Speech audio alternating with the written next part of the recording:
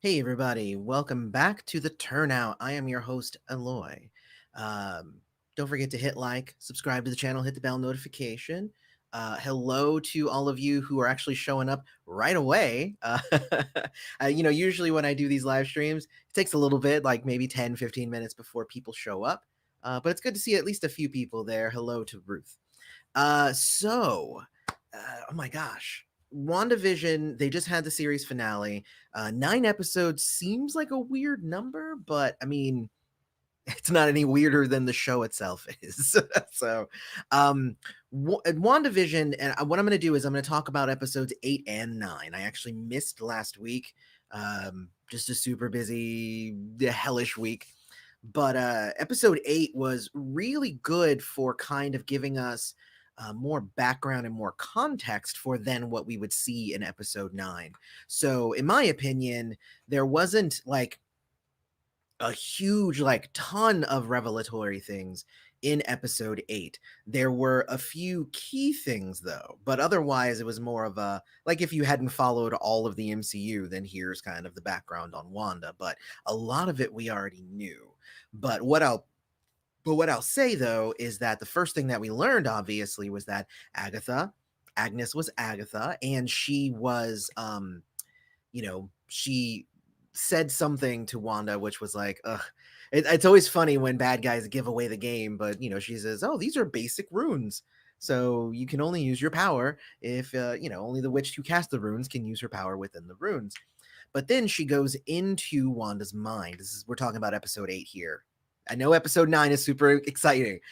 We have to get through episode 8, but there wasn't really that much.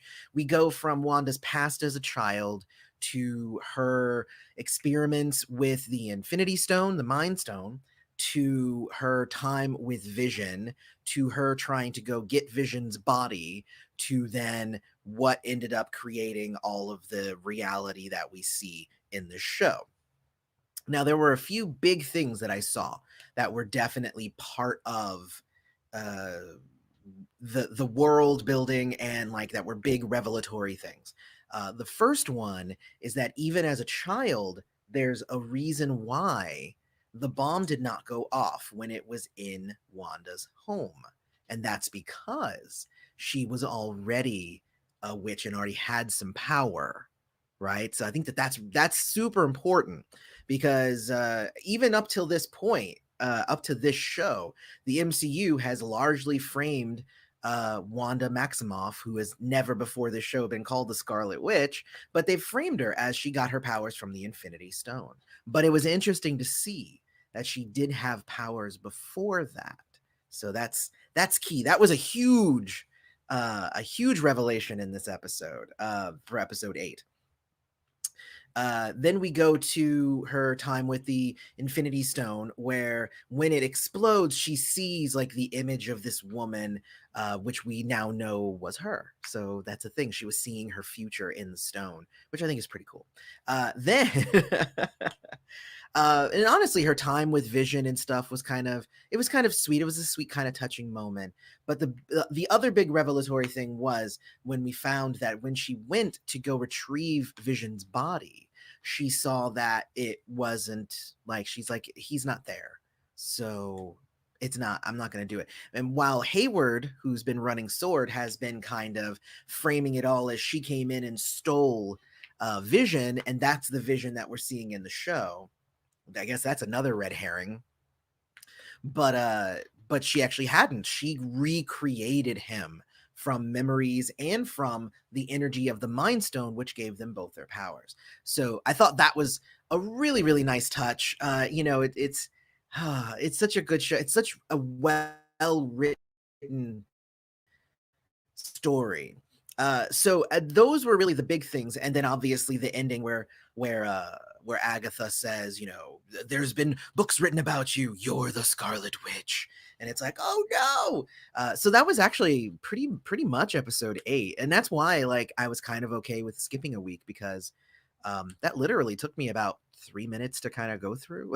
There wasn't that much. It was really straightforward. There wasn't a whole bunch of diverging timelines. I guess not timelines. There wasn't a whole lot of diverging storylines and stuff to follow a bunch of different characters or anything. It was just pretty much contained in that. One thing too that I wanted to point out too was that I noticed that the episodes have gotten progressively longer. So it started off as like a quick, like, 30-minute show, like less than 30 minutes, and then every episode it seems to have gotten longer and longer. But also in the outside time, it seems like it's really only taken place over like 2 days, which is kind of crazy when you think about it. Okay, so now let's get to episode 9. Oh my gosh, episode 9, the finale. I thought was really, it was just so well done. It was just so well done. I guess the main thing that I want to talk about was the Wanda versus Agatha stuff. The thing about the Scarlet Witch is that she is not necessarily a pleasant or what's a well liked character in the comics, and I like the idea that they are really trying to play up that angle now in the MCU. They've kind of did that a little bit with Captain America Civil War, where instead of it being Speedball from the comics that caused people to die and then people were blaming it on superheroes.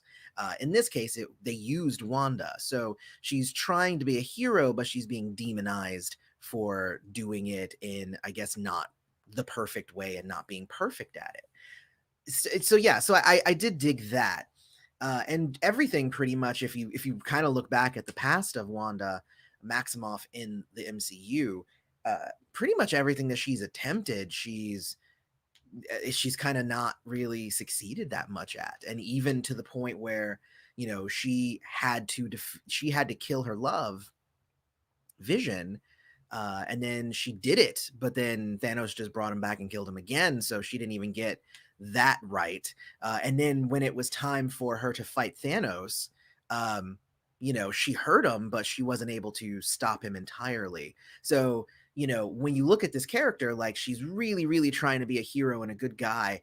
And a lot of her stuff is kind of selfish in the way that it's being presented, but ultimately it isn't good. But then it ends up all kind of backfiring on her and it ends up not going all that well. So I like that they're playing up again the kind of anti-hero angle of Wanda, and they played it up masterfully in this episode.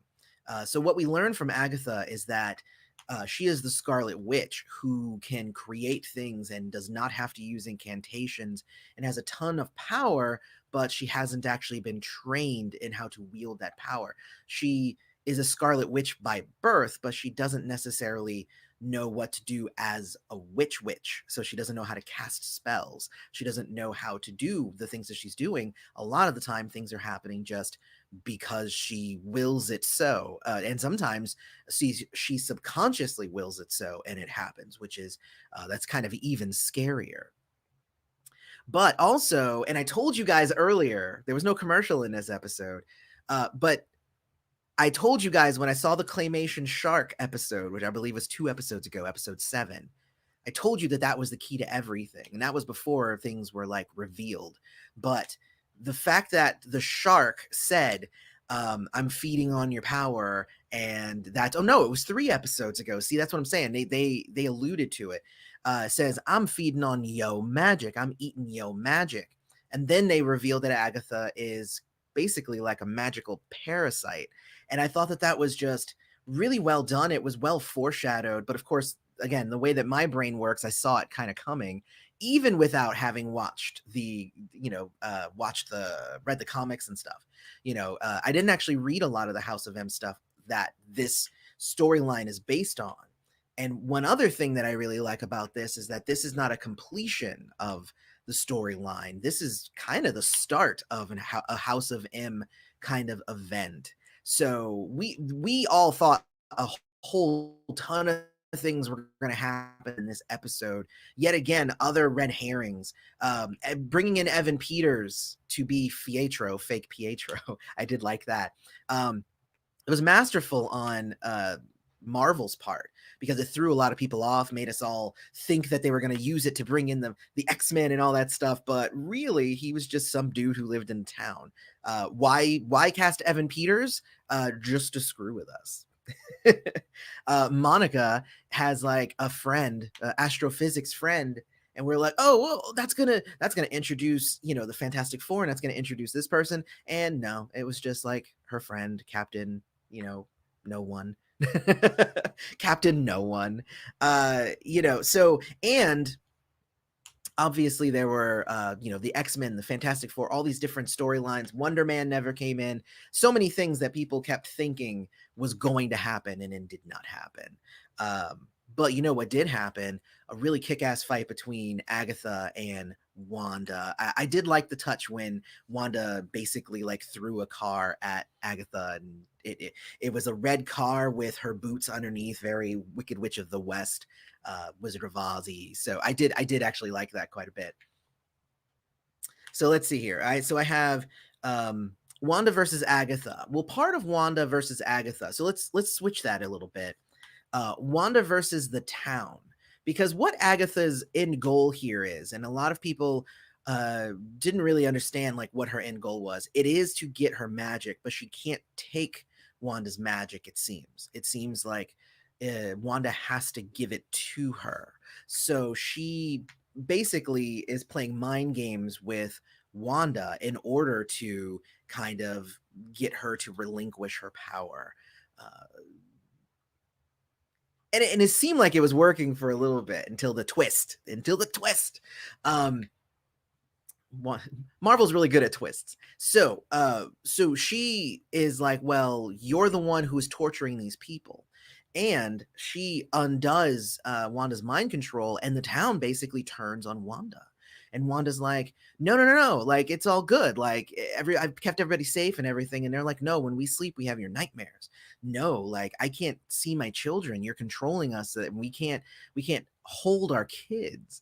Oh, that was another red herring, Dottie. A lot of people were thinking that Dottie was somebody. Nope. She's just a lady named Sarah. A lot of people were thinking that the sorceress, like Dottie was possibly the enchantress or the sorceress, but nope. She's a lady named Sarah. So more red herrings. I did love it, and I think that it sums up a lot of stuff really really well. So her versus the town again, it casts that light on her. This is her fault. It was her doing. There was a whole lot of speculation on, was it Agatha doing it? Was it the you have to stop her? And people were like, oh, they don't mean Wanda, they mean Agatha. And it's like, no, no, it was Wanda. Agatha was literally there just trying to figure out what Wanda was doing and get her to reveal herself. That's why she kept messing with her. So I did really like that. So the fight ended up culminating after the townspeople and everything. She tries to release the town people, and then as she's releasing the town people, Vision and her kids start disappearing. So she stops that, and Agatha says, well, if you give me your power, then I can make sure that your spell is corrected. And I was like, wow. Okay, that is some huge leverage, honestly. To be quite honest, that is huge leverage because that is all that Wanda wants.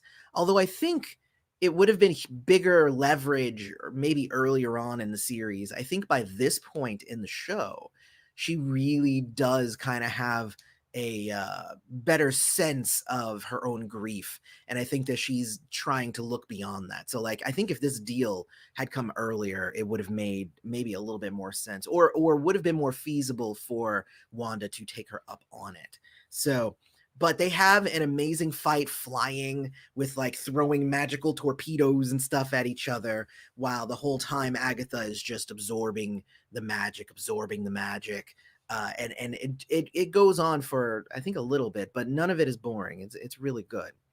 And some of the balls, of magic that she throws at Agatha miss. And even Agatha, I liked the direction that I didn't catch it the first time, but the second time I watched it, because always watch these things like three times. But the second time I watched it, I caught it like she throws one past Agatha, and Agatha kind of just like, wait, why are you throwing it past me and not at me? That's weird. And then we find out that it's because she was all each of those balls that she made hit any of the walls of energy around them was she was writing those runes. So when Agatha tries to do her final spell, it doesn't work because only the witch who casts the runes in a given space can use their magic. So then she drains all of Agatha's power and all of her own power back. Now, here's the thing about that is that Agatha has been around for over 100 years and has been stealing the power of other magic users for over 100 years. So not only did Wanda take all her own immense power back, but she took all of Agatha's, which I think this is probably doubling, tripling her power. And Agatha already said that she was more powerful than the Sorcerer Supreme. And my wife kind of looked at me like, who's that? And I was like, oh, it's Doctor Strange. Doctor Strange is Sorcerer Supreme. So Wanda right now is pretty much the most powerful being in all of the MCU, which is very exciting. I guess until the Eternals pop up, most likely, because they're, I think, more powerful. I don't actually know much about the Eternals. I can't wait for that show.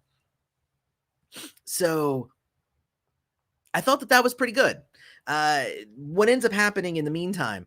Vision versus Vision. So the Cataract, which I thought was a really great name, Cataract Vision shows up and starts to fight, tries to kill Wanda, but Vision stops it. The Wanda mind created Vision stops him, and the two of them fight for a little bit until he says, "My goal is to kill Vision." And then they have a, like, basically a philosophical debate about, well, who is Vision? Am I Vision or are you Vision? Or are we both Vision or are neither of us Vision? And I thought that it was really fun. And that is honestly exactly how a fight between two Visions should end. Because Vision is not about, the punching and the kicking and the beams and stuff like that. That's why I think the biggest power that he has is the phasing through. I'm not going to fight you. Nothing you do is going to harm me. We're going to have to talk about this. So I thought that that was actually really, really good. I apologize for I keep messing with my nose. I have allergies right now, and I'm trying not to sneeze on camera. Uh, so what ended up happening is they have a debate, and the vision that Wanda created in her mind is a fragment of the Mind Stone, which means it was able to give basically Cataract, which was the real Vision's body, all of his memories back. But he doesn't have the Mind Stone anymore, but he now is Vision again, and he flies off. So this was really interesting, and I think this was a good way to reintroduce Vision to the world, but he flies off and then we don't see him anymore. I also noticed that the Wanda created Vision never told Wanda that he's like, hey, I defeated him by basically giving him his memories back. So there's another, Vision out there now, but like they didn't have that conversation. Seems like a very important conversation to have. I will say though, let's backtrack a bit, because now let's talk about Pietro and Monica, because Monica gets basically taken by Pietro into, like, like his house, and he seems more powerful than her until basically she starts using her powers, and she breaks the spell on him, which was his necklace. So he actually wasn't anybody. He was a guy named Ron. Gosh, what was it? Ronald Boner. That's what it was. It was Ronald Boner. Hello, Kevin. Good to see you, sir. Yeah, so it was Ronald Boner, and again, like, casting Evan Peters in this role was just it was a masterful move to just kind of throw everybody off. So Ralph Boner, thank you. But yes, but honestly, that kind of didn't even lead to much. Monica ended up subduing him and was able to get out. Then they had, I thought it was really great. So Agatha was there, Vision was there, it was Cataract Vision. So Cataract was there, Agatha was there, and then sword agents started showing up, and it was everybody against everybody, and we had this kind of epic, like, Incredibles moment with the mom and the dad and the two kids, and it was awesome. And then the kids and Monica kind of took out all of the sword agents, and took out means like froze them and then took their weapons. So it was a nice way to do it.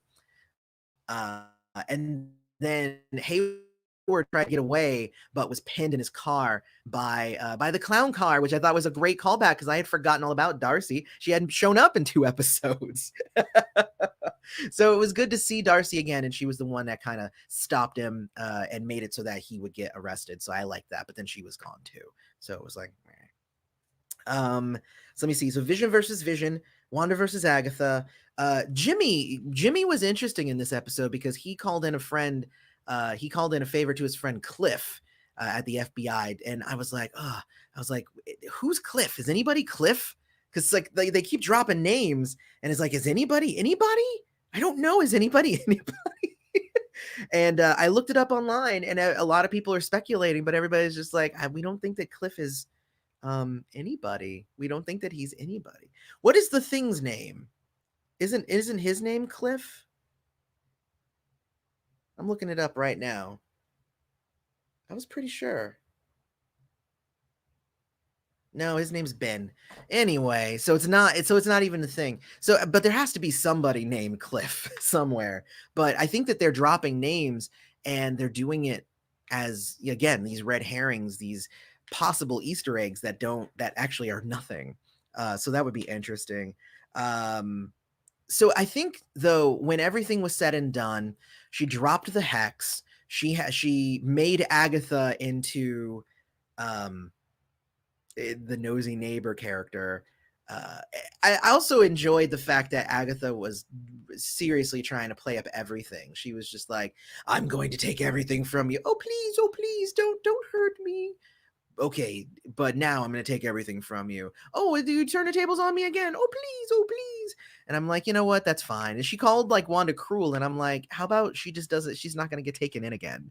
Like you already did it once before. You're not gonna trick her again. I just it seemed like it was crazy. But in the end, she let down the hex. She had to give up both Vision and her kids. And she ends up talking to Monica, and Monica's like, if I had your power, I would have brought back my mom. And I was like, that's fair. That's fair. But then she says, no one's gonna really understand what you gave up for them. And I'm like, wait, what she gave up? She had to give up a husband and a kid, but for her to have the husband and kid, she was torturing thousands of people. That is not, oh, she'll never understand what you gave up. It's like, no, you give it up. You give it up so that you don't have to hold thousands of people hostage and torture them. Like, your family is not worth thousands of other people. I'm sorry. I mean, I like Wanda and all. But I like that Monica, I think she was in like negotiator mode where she's like trying to empathize with her and whatnot, but like, nah. You don't deserve that sympathy. Yes, she said before that, she said, I'm so sorry for all the pain I caused. And I said, that's where the conversation should have ended. It shouldn't have been, but they'll never understand what you gave up. You know what? F what you gave up. You were making everyone else give up everything that they have so that you could have what you had. I don't know. I'm sorry. I'll stop going on. I'll stop going on with that. So there were two, because again, the further we get from the beginning of the series, the more we get into more modern sensibilities. So this episode had both a mid-credit scene and a post-credit scene. So let's talk about those real quick. The mid-credit scene was an agent coming and saying, Monica, somebody, they want to talk to you in the theater. So she goes into the theater, and it ends up the lady, she shapeshifts, and I thought that it was cool. She ends up being a Skrull, and she's like, yo, we've heard that you've been grounded. He wants to meet you.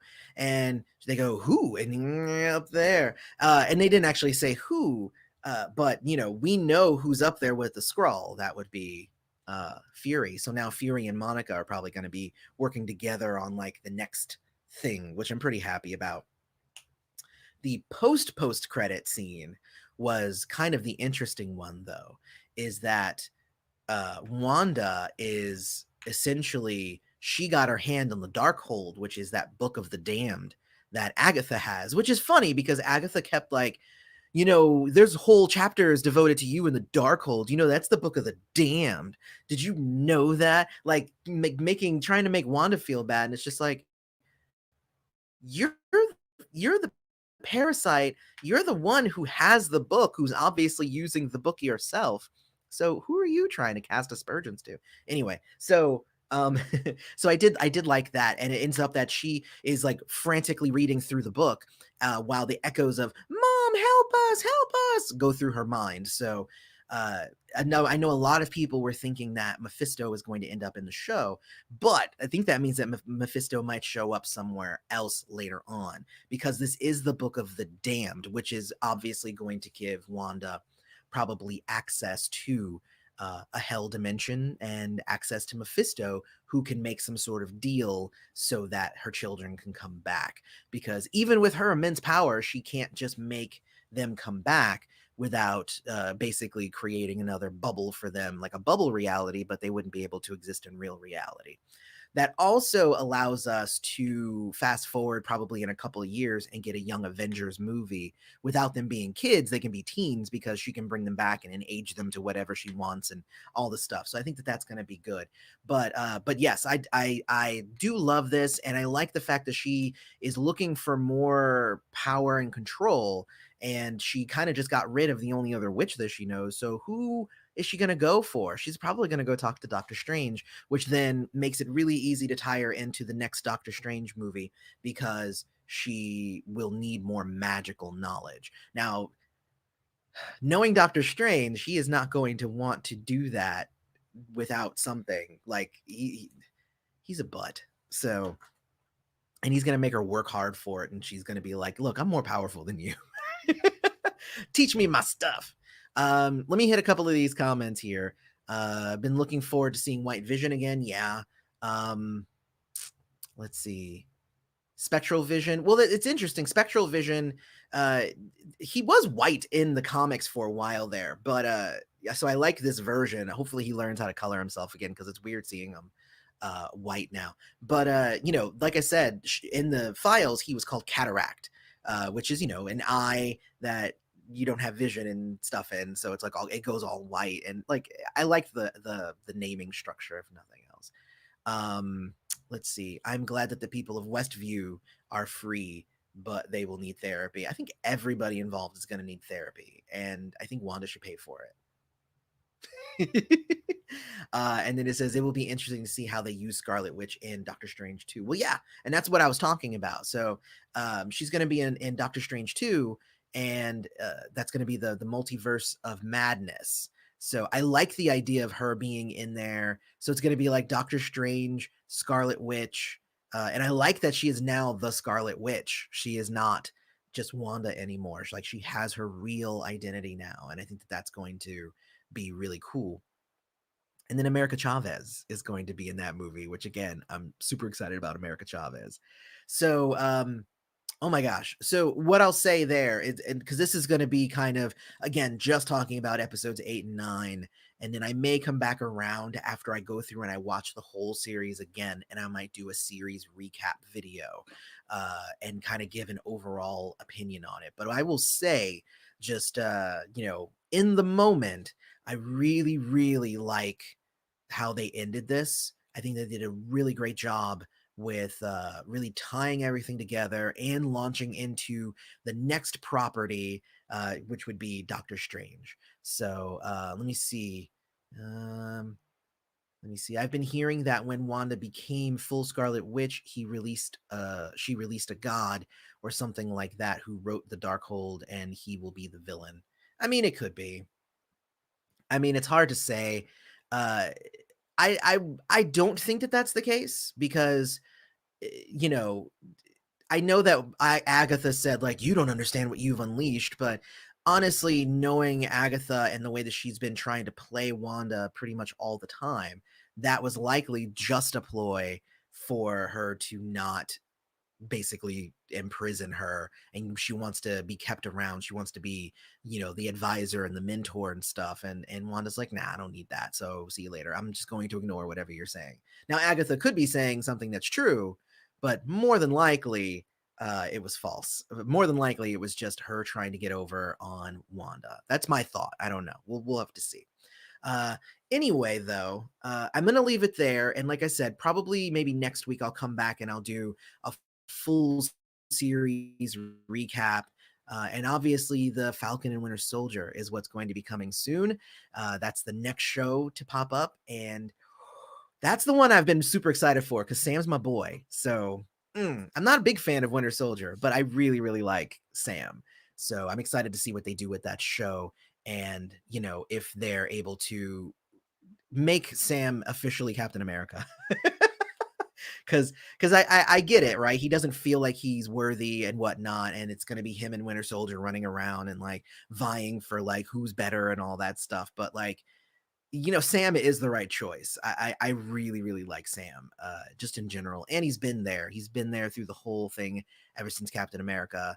Well, I know. I guess he showed up in Captain America too, didn't he? No, I don't know. Oh no, I have to think about. I have to go back and watch it, and I go ah. Anyway, he's been there. Well, yeah, just right because he wasn't in the first one because the first one was the past, but he's been there since Captain America too. Anyway, I will check you guys later. I've been your host Aloy. This has been a Turnout. Thanks for showing up. Thanks for coming and watching and hanging out with me during the live stream. So I'll check you later.